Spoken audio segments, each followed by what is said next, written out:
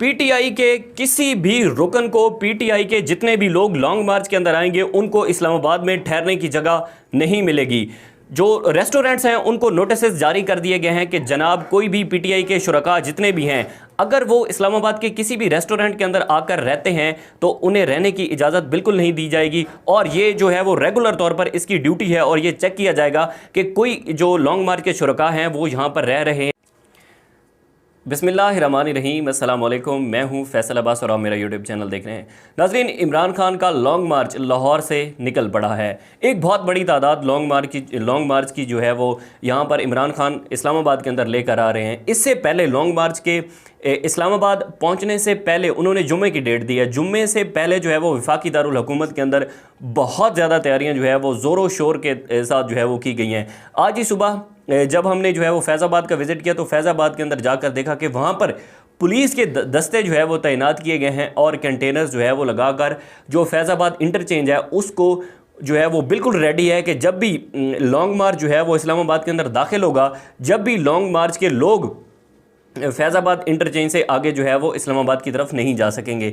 उसके साथ साथ डी चौक की अगर हम बात करें तो डी चौक पर जो है वो पुलिस के दस्ते तैनात किए गए हैं, वहाँ पर भी कंटेनर्स लगा दिए गए हैं। ये तो बहुत पुरानी बात है कि लॉन्ग मार्च जब अनाउंस हो रहा था, जब डेट भी अभी अनाउंस नहीं हुई थी तो उस वक्त से भी पहले जो है वो लोगों के आने से पहले राना सनाउल्लाह ने जो है वो तमाम तर तैयारियां जो है वो मुकम्मल कर ली थी।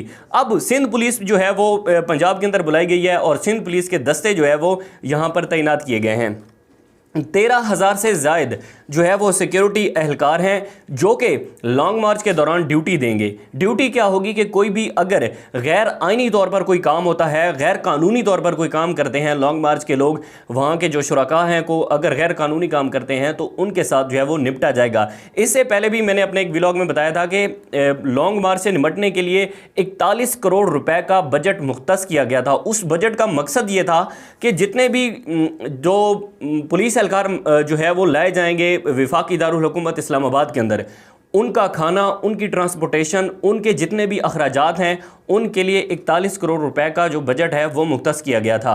अब सिंध पुलिस के दस्ते जो है वो यहाँ पर तैनात किए गए हैं, यहाँ पर चौकियाँ बनाई गई हैं जहाँ पर वो रह रहे हैं और उनकी मुकम्मल जो है वो ट्रेनिंग हो रही है, प्रॉपर उनके साथ जो है वो बरता जाएगा। उसके साथ साथ एक और नोटिफिकेशन भी आज जो है वो जारी हुआ है। उस नोटिफिकेशन में जो है वो जितने भी इस्लामाबाद के रेस्टोरेंट्स हैं उनको जो है वो कहा गया है कि कोई भी जो पीटीआई का शुरका है वो रेस्टोरेंट्स के अंदर जो है वो अपना कमरा नहीं ले सकता, उनको किसी किस्म की इजाज़त नहीं होगी। नोटिफिकेशन क्या है वो मैं आपको पढ़ के जो है वो सुना देता हूँ।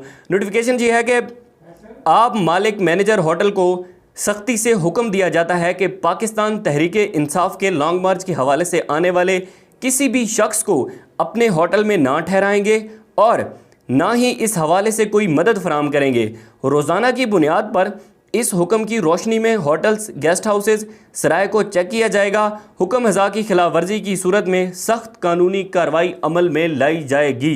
यानी कि पीटीआई के जितने भी बंदे यहाँ पर पहुँचेंगे और मुख्तलिफ जो इलाके हैं वहाँ से जो है वो शुरका आने हैं।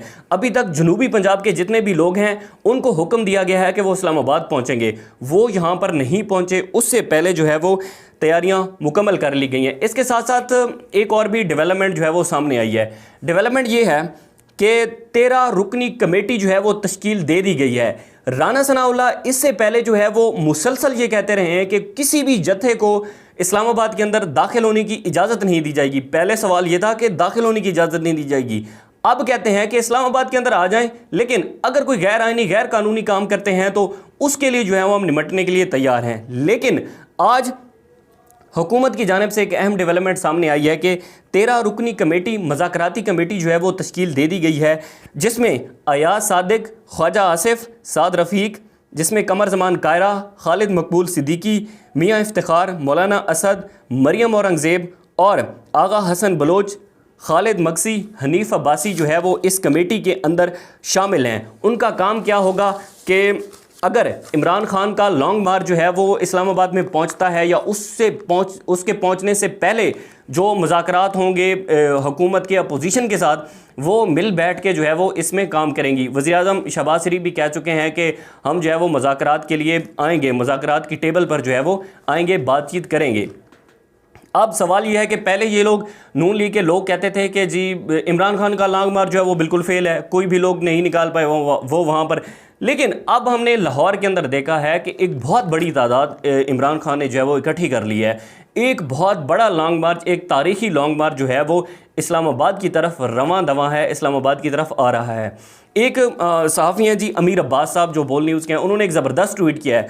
उन्होंने कहा है कि कई रोज़ से कह रहा था इमरान खान एक बड़ी जमात का मकबूल रहनुमा है, अगर वो जमहूरी मुतालबा कर रहा है तो ये न कहें कि उसे उल्टा लटका के मारेंगे, बल्कि उससे मज़ाकरात करें। अब हुकूमत में बिल आखिर अक्ल आई है और मज़ाकराती कमेटी बना दी है। जमहूरी इक़्तिदार पर शख्स तसल्लुत को ख़त्म करना होगा। यानी कि आखिरकार जो राना सनाउल्लाह पहले इतनी भड़के मारते थे, उनको भी मज़ाकरात की जो एक टेबल है वहाँ पर आना पड़ा है। इस्लामाबाद के तमाम तर रास्ते जो है वो मुकम्मल तौर पर जो है वो बंद कर दिए गए हैं।